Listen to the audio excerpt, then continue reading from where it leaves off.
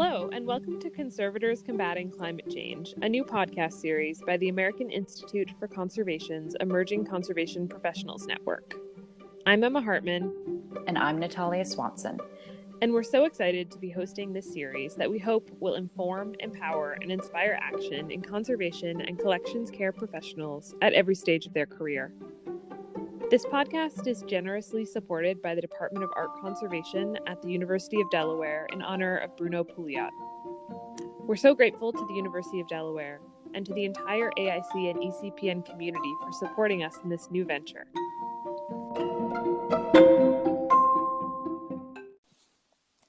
We are so grateful to Francis Lukezic for joining us in the program today. She is an objects conservator at the Maryland Archaeological Conservation Laboratory, holds a Master's of Science in Conservation Practice with distinction from Cardiff University, and a Bachelor of Arts in Art Conservation from the University of Delaware.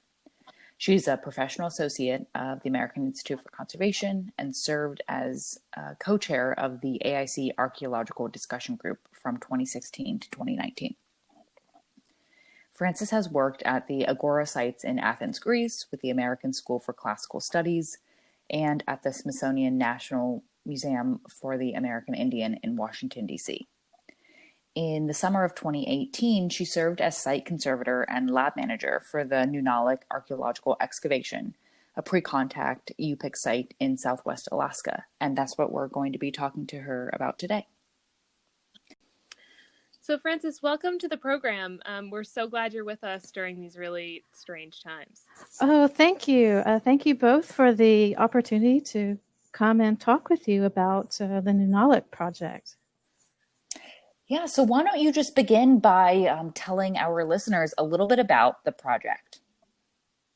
Okay, sure. So to help set the stage and provide context for those that may not be familiar with the project, the Nunalleq is a pre-contact Yupik site in the southwest region of Alaska, and it lies in the Yukon-Kuskokwim Delta along the coast of the Bering Sea.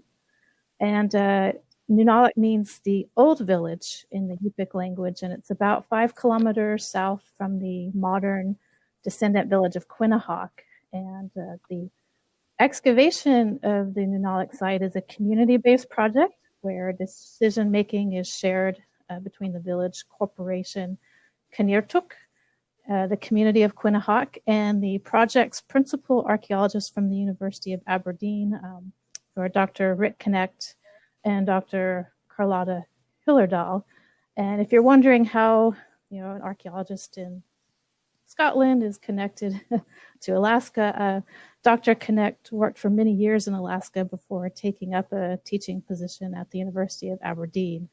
And so when residents of Knecht noticed artifacts eroding out of the tundra onto the beach, the village corporation contacted Dr. Knecht in 2009 for assistance. So this project has been going on for a number of years. And apart from this year, the excavation of the site occurred every summer, and it became a part of the rhythm of village life. The Nunalleq project is also precedent-setting, as it's the first time a significant and important collection is being housed and curated by a native Alaskan village. And so the collection now consists of over 100,000 artifacts, and it represents the largest assemblage of Yupik artifacts prior to contact with outsiders. It dates from the 16th to 17th century. And the project and the Culture and Archaeology Center that was established are also a role model to other villages in Southwest Alaska who wish to know how to undertake similar work. And it really highlights the benefits and rewards of community engagement and collaboration. How did climate change figure into your experience working on the Nunalleq project? What were you seeing while you were working? Oh, sure. So I'll just start by saying it's quite staggering to realize that in 2009, the site was 50 feet away from the Bering Sea. In 2018, it was 10 feet away. So parts of the site, Wow. yeah, it's just astonishing. So parts of the site excavated in previous years are no longer there. It is completely washed away. Mm-hmm. So you can imagine all that would have been lost had the excavation not occurred. And so really the project has been a rescue operation, and the excavation has been in this race against, the dramatically changing environment. What you're talking about it's really harrowing. And I just wonder, seeing this very dramatic effect firsthand, like it must have such a strong impact on how you see preservation and preservation practices. Oh, yes, it was. I have to say it was incredibly eye-opening, because until I'd had the opportunity to go to Alaska to work in this with this local Yupik community, I was absolutely unaware of just how dramatic and fast-paced the climate change impact on their environment is. The tundra, or permafrost, which has provided the ideal environment to preserve organic artifacts, is thawing. And the thawing permafrost and increase in the severe winter storms has accelerated coastal erosion. And this has also altered some of the waterways that are in the delta. And so this rapidly changing climate makes you think about what, other archaeological sites and cultural resources are in danger, other organic artifacts that are still in the ground that are now undergoing decay, or what may have already been lost that we just don't know about. So I think it's important that for these burgeoning kind of cultural centers that are in these very challenging environments, where it's very difficult to get resources, that they're still considering, like, well, how best can we take care of our heritage and the collection, so that it will continue to thrive and be this great resource for the community. They made improvements to the building envelope to help minimize, the drastic changes, in weather that they that they see or experience there. It may not be what would be considered like the green, the most energy efficient. It's a work in progress, and as resources are available, they're continually improving on, the storage for the artifacts. So, yeah, Francis, I think it's so important and eye-opening to realize that the temperature increases that we see often reported are averages, and in some places on the globe, like Alaska, they're already being affected at much higher rates. And as the Quinnipiac community is watching their cultural heritage erode from the permafrost, as you say, they're also witnessing the rapid loss of their ancestral land. And this is all made even more challenging by the location of the village. And as you say, it's so remote that the often extremely resource and energy intensive practice of preserving cultural heritage is made even more challenging and more difficult to enact. In a previous conversation, you mentioned that some of these artifacts that surfaced were really, kind of the physical manifestation of the oral traditions that are shared in the community. And so I imagine that these will be used for teaching the youth in the community about the tradition. So was that taken into consideration when you were all making decisions about storage? Oh, yes, very much so. Artifacts can be lifted out of their cabinets or drawers by the box, but if the community member or researcher wants to pick up the artifact, it's not discouraged. If we knew an artifact had a particular weakness in one, we would tell the person, like, okay, we suggest picking it up this way so that it's fully supported. Yeah, the goal was to make sure they felt comfortable in handling, an artifact if they weren't sure how.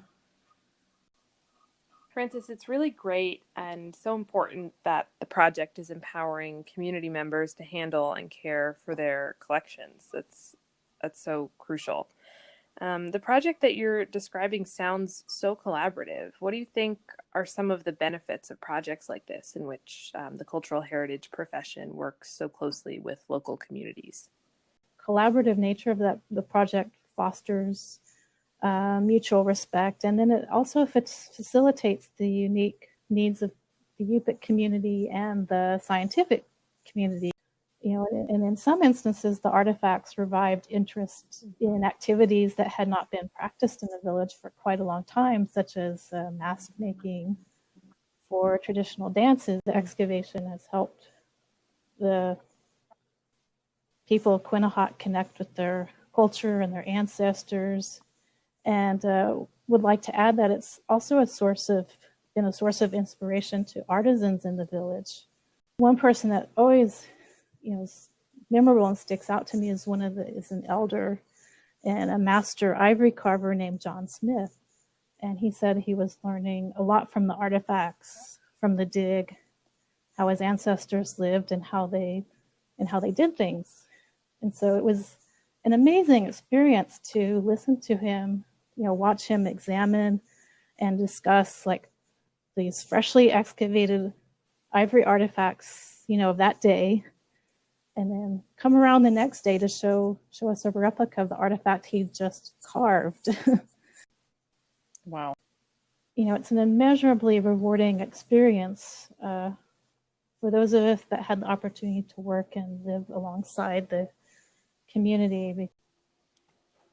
It's great to hear about all of the benefits of the project, Francis. I wonder if you could talk a little bit about some of the difficulties of dealing with a project that grapples with the changing climate so directly. At the moment, it feels kind of overwhelming because there's little to no resources to deal with the problem. It can be really overwhelming, and it's something that we think about a lot while making this podcast, especially because of the current situation that we're in.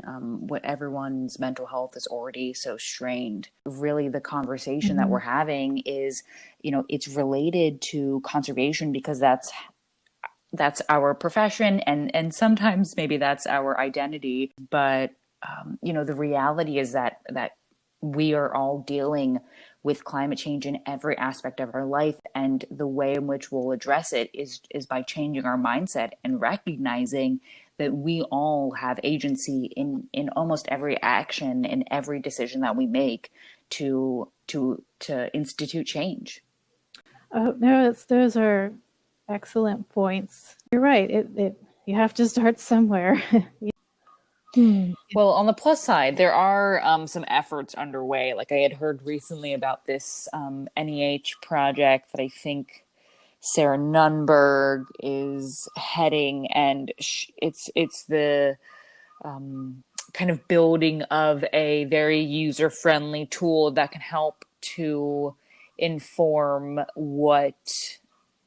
like comparisons of similar materials, what would be a more sustainable option. So I think that there is efforts in our field. Yeah, which sounds really useful. I think we could all really benefit from a tool like that. So that's terrific. Well, I know that at least, at the lab I work at, we've had building upgrades, modifications that have been happening slowly that since we are a part of the state of Maryland, it's working through it, the government system and allocation of funding. And so we've been waiting for, things like putting insulation in the roof or, new siding that will improve the building envelope. You're totally right. Like we're working within these institutions, and funding is usually the bottom line for decision making. And it's complicated. I think we can really theorize on what would be the greenest options, but implementing them isn't isn't always so easy. So true. Yeah, I mean, all of this is really challenging, and there are so many levels of complexity to the problem.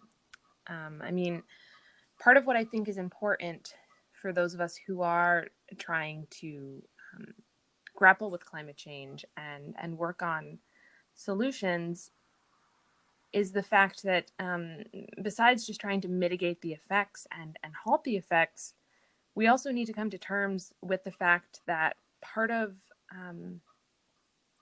this is the ship has already sailed. Like, we have already inalterably changed global climate and weather patterns. And so part of working on climate change is accepting that we're going to need to be resilient and learn how to adapt to the large changes that we've already set into motion.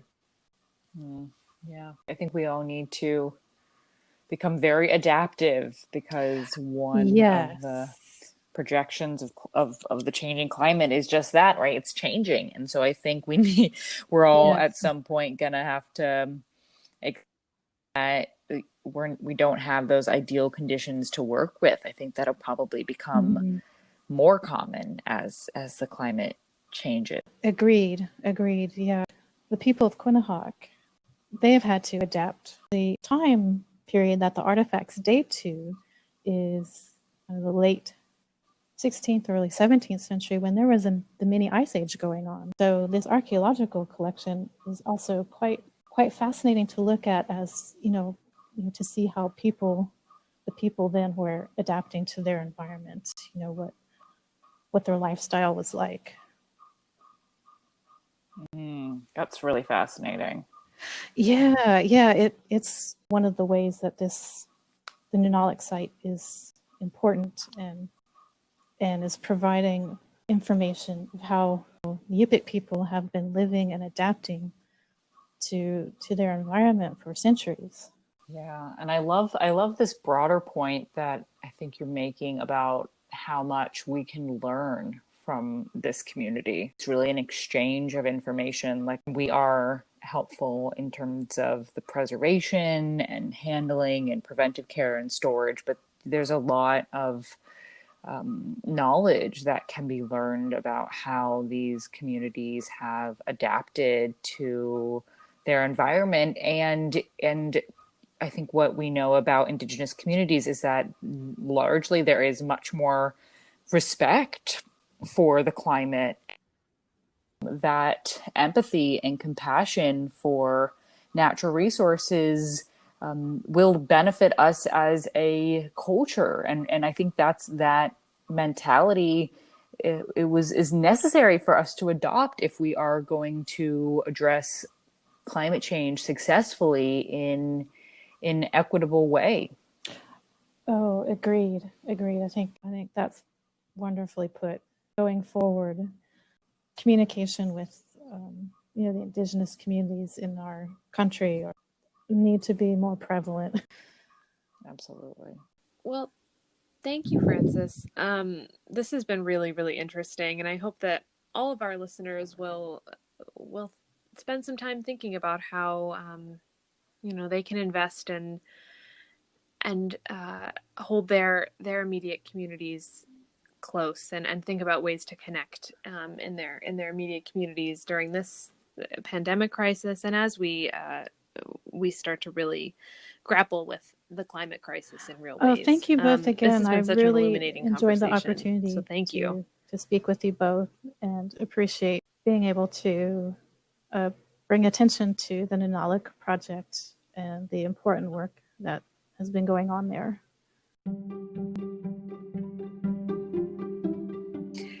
A very special thank you to Francis and to everyone who has joined us for this conversation. As always, feel free to reach out using the email we've provided in our episode notes, and definitely check out those resources provided. Please do join us next time when we'll be talking to Objects Conservator Kate Fugit about forming coalitions and building community. We hope everyone stays safe and makes sure to subscribe to the podcast on whatever podcast app you use most. Until next time.